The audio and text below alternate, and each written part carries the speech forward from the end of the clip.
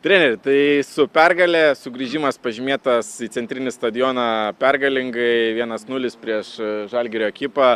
Kas šiandien bendrai pavyko, o ko vis tik nepavyko įgyvendinti, ar ko pasigėdot? Na, pirmos, 25-30 minučių atrodė tiesiog fantastinės, aš kitaip to žodžio negaliu pasakyti, tiek sukurtų progų, vėl neįmušti įvarčiai. Ir po to po pergalį, po pasiekto įvarčio, toks jausmas, kad mes jau galvojam, kad darbas jau baigtas. Toksai mini sugrįžau į dėžavių savaitę atgal, kur atrodo 1-0, jau viskas nieko nebereikia. Tai varžovas vis tiek yra aktyvus, 1-0 tai nėra kažkoks dar apčiuopiamas rezultatas. Tai sakau, pirmos 30 minučių fantastinės, viskas planas veikė, kūrėm, žaidėm, merginom patenkinti, po to kažkas atsitiko, tai reikia šitą dalyką išsiaiškinti, kas tiksliai atsitiko, dėl ko mes sustojom ir nebuvom tokie patys agresyvūs ir aštrūs. Pirmosios tarpusavio komandos rungtynės Vilniuje baigėsi be įvarčių 0-0. Čia atrodė, kad jau 15 minutė krito pirmasis įvartis ir atrodė, kad gana galbūt laukia rezultatyvus mačas, bet vis dėlto po to ir nebesulaukėme įvarčių po tos 15 minutės. Kaip manot, gal abiejų komandų stilius gynybinis, ar kaip susiklosto, kad tiek įvarčių per 180 minučių pasiektas tik vienas įvartis?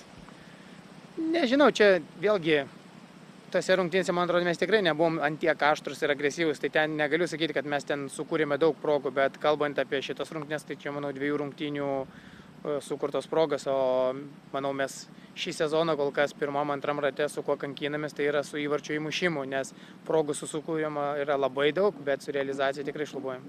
Kitą savaitę laukia intensyvi 2 lygos rungtynės ir su Kauno rajono akademija, ir su Gargždų Banga. Ar užteks parako užbaigti pergalingai būtent antrąjį ratą? Jo turi užtekti, pas mus yra gili sudėtis. Tai jo turi užtekti, jeigu neužteks, tai tada jau čia man visi bus, kaip sakyti, velnių išdavimas, tai čia mes turim būti paruošti. Ne tik šią savaitę, aš manau, kai grįšime ruoštis pagrindiniam kovom, ten tvarkaraščiai irgi bus įtempti, tai mes turim būti visada pasiruošę ir visi žaidėjai.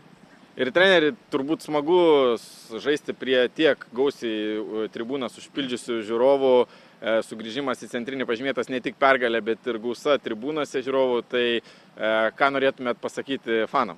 Tai norėčiau pasakyti didelis ačiū, tikrai jautėsi jų užnugaris, norėtųsi kiekvieną kartą rungtynėse juos čia matyti, nes žaidėjams yra tikrai maloniau žaisti prie sirgalių ir tikiuosi kitose rungtynėse Šiaulių bendruomenė susirinks ne ką mažiau žmonių ir tikrai didelis ačiū jiems už palaikymą. Algimante, visų pirma su pergalė, švieslentėje dega skaičiai 1-0.